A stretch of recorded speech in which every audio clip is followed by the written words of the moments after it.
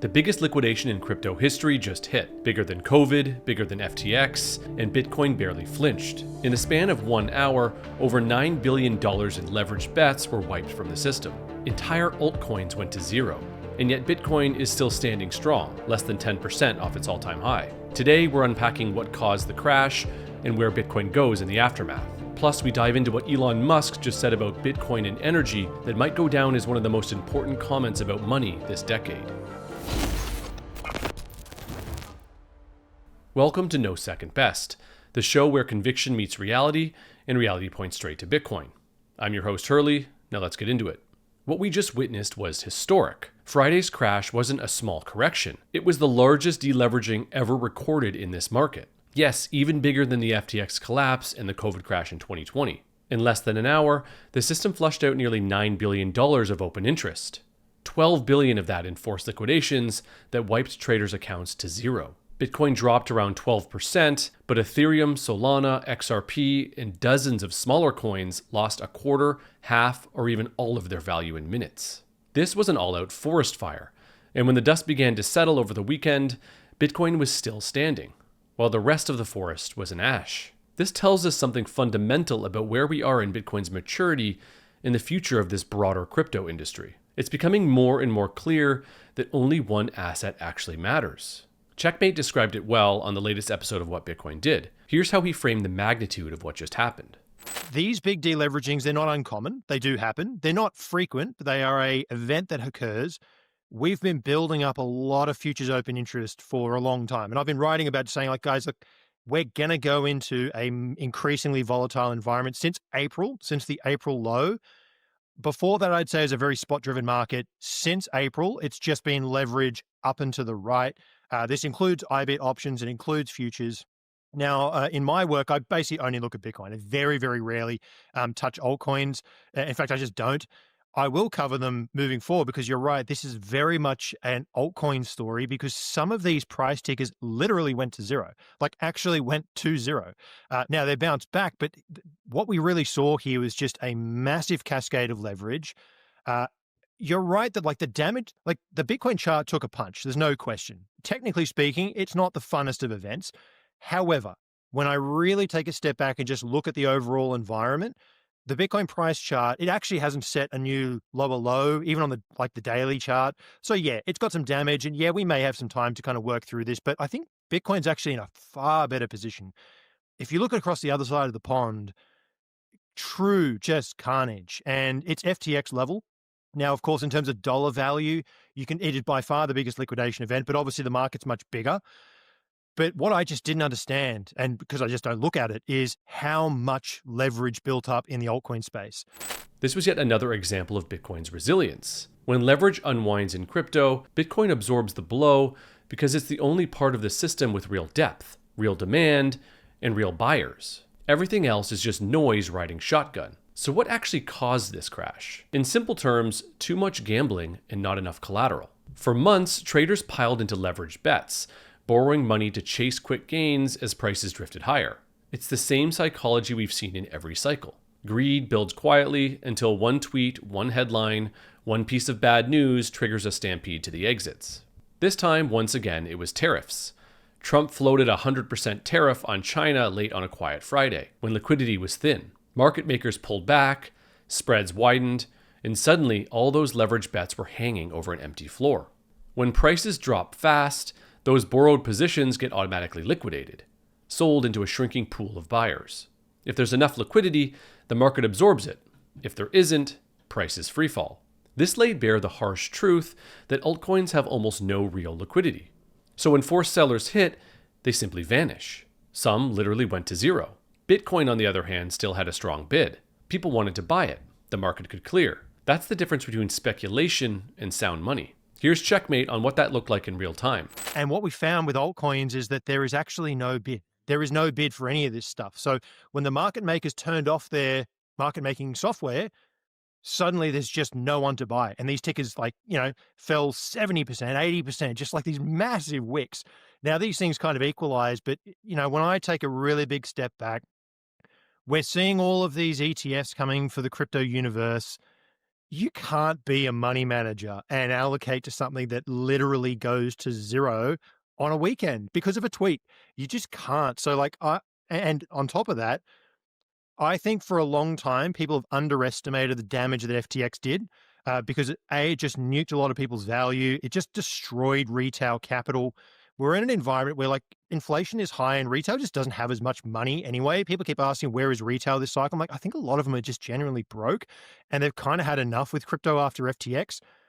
The survivors, the ones who still had conviction in your Ripples and your Suis and all this stuff, they just lost everything. And like it sucks seeing all these and like I slowly see them filter through because my Twitter feed just has very little altcoin stuff in it. But you just see people retweeting, I lost everything. I lost 15 million. I lost 400 grand. I'm back to zero. And you're just like honestly, my feeling when FTX blew up is, okay, that's a pain in the ass. Price is down, but coins are in cold storage. I'm like, I actually lost nothing. Sure, price is down, but it's going to come back. And I just have the same feeling here. There's a lot of people out there who just actually nuked everything. And like, I just can't honestly see where serious capital can't allocate to these stuff anymore, the altcoins. And I think all the retail guys who survived all the like post FTX thing, they're gone as well. So like, there's no money left for this stuff. So I think it's a real veil off moment. You can't build a monetary system on assets that go to zero over a weekend. You can't store your family's savings in something that only works when the casino's open. And this brings us to something deeper, the psychology driving all of this. Because this isn't just a story about leverage. It's a story about desperation. When saving doesn't work and inflation eats away at everyday people's purchasing power, millions turn to gambling. In a world where cash loses purchasing power every year, where housing and education drift further out of reach, gambling becomes a survival instinct. I'm sure many of you have noticed that sports betting is booming. Retail apps turn markets into slot machines. Everyone's looking for the one big score, the quick trade that makes them whole again. But this is just another symptom of broken money. When the base layer or the lifeblood of the economy is constantly debased, people stop thinking in decades and they start thinking in days. Bitcoin reverses this. It gives people a way to save again, to own something that can't be inflated, diluted, or rug pulled because of a Friday headline. And this brings us to Elon Musk. Early this morning, he responded to a post from Zero Hedge about the AI arms race, pointing out that the real reason gold, silver, and Bitcoin are soaring is the monetary debasement needed to fund it. Zero Hedge wrote, "You can't print energy." Elon replied, "True. That is why Bitcoin is based on energy. You can issue fake fiat currency, and every government in history has done so. But it's impossible to fake energy." And all of Bitcoin Twitter rejoiced. Maybe Elon does understand Bitcoin after all. But in reality, what Musk is pointing to is something visionary minds had already seen coming for more than a century. Henry Ford once imagined an energy-backed currency that could end wars, a money anchored to the productive power of civilization itself, not to gold or paper promises. Nikola Tesla dreamed of a system that could measure value through the flow of energy, where money could represent work directly, not the whims of governments or banks. And decades later, Buckminster Fuller said it outright. True wealth isn't gold, it's energy. He believed that one day we'd build a global accounting system based on the exchange of energy, not debt. And that's exactly what Satoshi delivered. Bitcoin is that system, a monetary network that converts real energy into incorruptible value, doing in software what these visionaries could only describe in theory. You can't fake the work that goes into Bitcoin mining. Every block is secured by real watts, real machines, competing in an open race that no one can cheat. And every 2 weeks, the network automatically adjusts the difficulty to keep that race fair. That's the genius Satoshi built, a self-balancing system that measures the passage of time through energy expenditure. Marty Bent put it perfectly on X.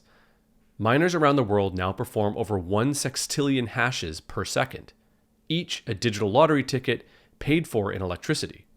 Proof of work with a difficulty adjustment might be the most important economic breakthrough of our lifetime. Because what Bitcoin really created isn't just digital gold, it's a new form of information, a network that converts energy into truth. And as Checkmate explains, that's what connects Bitcoin and gold. They're both signals, both stores of human trust and work. The difference is, Bitcoin transmits that signal at the speed of information. I think gold and Bitcoin are special assets. Obviously, we know that Bitcoin's a special asset, but I think that for that specific reason, they're actually more information. They're as much information as they are an asset. So why would you go and hold an inert yellow rock or a magic orange coin, right? These are the two things. Why would you do this? They don't yield any money, blah, blah, blah. There's obviously a signal that people put into buying these like just hard, scarce, serious assets. Gold, I think, tells us where we're going. Bitcoin tells us the road to get there. So let's just, one interpretation of that, gold has told us that they're going to print the money. They have to debase to cover whatever hole forms. I don't know what the hole looks like, but you know that nothing stops the train and they've got to come in. Gold smells that first. Bitcoin is very sensitive to local conditions. So it may sell off, telling you something is wrong with you. This is the thing. Why all these traders are looking at Bitcoin? Because they know that the equity market is stretched on any valuation metric you want to pick. Now, that's obviously because the denominator is wrecked in fiat, but that doesn't mean that people, like not everybody believes the debasement trade at the same time. There's a lot of people who just look at their fiat number and that's just their fiat number. So when the market starts to tank, Bitcoin might actually be saying, guys, there's something wrong here. And the trade after the trade, the down before the up, is more or less what gold is telling you. So gold tells you where we're going. Bitcoin tells you the road to get there. And it's hilarious how Trump tweets this on a Friday afternoon when the markets are closed. I don't know why, but the bond market apparently is closed on Monday, and the bond market's the only thing that's going to call Trump's bullshit. So like the whole thing is just very on brand for 2025. But the other one is if you're a trader, and Bitcoin sold off, and you're going to get all these TradFi analysts saying, oh, look, Bitcoin's a coin and not a store of value and blah, blah, blah. If you're a trader and you want to do something on Monday morning, it might make sense to hold a bit of Bitcoin because, sure, the price might be down 12%, but you can still tap that liquidity to do something with it on Monday. So it might make sense to get some. And if you're an investor, like you and I, generally speaking, Bitcoin actually recovers just fine after this. So suddenly you're like, well, if it goes down and then it goes up again, maybe I should actually get some, and maybe this is an opportunity. So for both the fast money and the slow money, the fact that Bitcoin trades 24/7 gives you a liquidity tap when you need it, but also tends to recover after enough time. Both of those are good cases to actually have some in the portfolio. So the case for Bitcoin is actually very strong. So they're the two kind of general ideas I want to share, but every single trader and macro analyst in the world is going to be staring at the Bitcoin chart on their Bloomberg terminal all weekend because it's the only information that they have. And the more people that do that, when Bitcoin recovers, because it will recover, I don't know when, but it will recover, they're all going to go, oh, all right, fine. Now I actually have to get some because I'm just wrong. I'm just wrong. I just love this framing here. Gold tells us where this road leads, toward debasement and distrust. Bitcoin tells us how fast we're getting there. It's the signal that trades every second of every day, the global clearing layer for value. And every time the system shakes, more people see it. After weekends like this, more people start asking the real question. Not how do I trade Bitcoin, but how do I own it for good? And that's exactly what Swan Private is built for, helping high net worth families, individuals, and companies move from speculation to strategy, to building generational wealth on the hardest money ever created.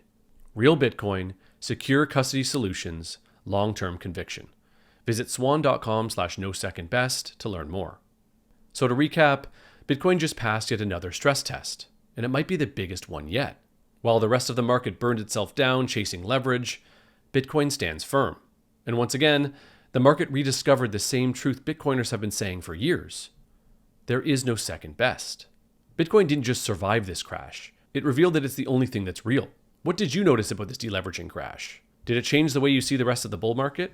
Now that the leverage is gone, are we in for a face-ripping rally? Drop your thoughts in the comments below. And if this video helped you cut through the noise, please like it, share it with a friend, and subscribe to the Swan Bitcoin channel for more every single day. Thanks for watching, and remember, there is no second best money.